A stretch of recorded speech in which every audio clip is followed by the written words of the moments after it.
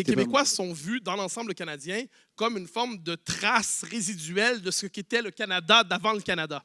C'est-à-dire les Québécois et les Canadiens anglais, on pourrait dire, appelons ça comme ça, Mathieu Côté et John Smith, donc le Québécois francophone, le Canadien anglais, sont vus comme les traces d'un Canada antérieur, c'est-à-dire un Canada qui était fondamentalement le lieu de rencontre conflictuelle entre francophones et anglophones.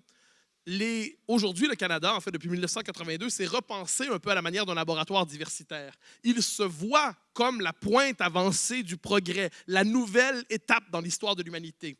Au point même où Justin Trudeau, quelques semaines après son élection, a donné une entrevue au New York Times, il faut toujours donner des entrevues au New York Times, ça fait sérieux, et où il a dit, fondamentalement, le Canada est un pays où il n'y a pas de culture commune. There's no cultural core, there's no cultural identity. Il nous dit qu'il n'y a pas de culture commune au Canada. Qu'est-ce qui est commun au Canada? C'est la conscience de cette diversité. Donc, dans cette conscience, et nous n'avons en commun que les droits de l'homme.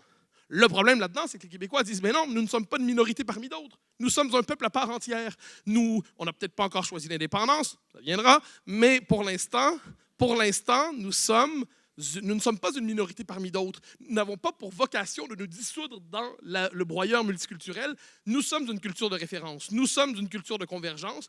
Donc, chez nous, dans le territoire du Québec, la majorité historique francophone est en droit, par exemple, d'imposer le français.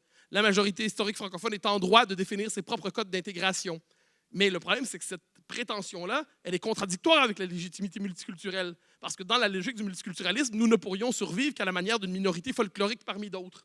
Mais prétendre survivre comme un peuple, comme une nation, avec un territoire sur lequel nous exerçons une souveraineté partielle, sur lequel nous voulons faire que s'impose la culture québécoise, ça, c'est en contradiction fondamentale avec l'esprit de l'époque.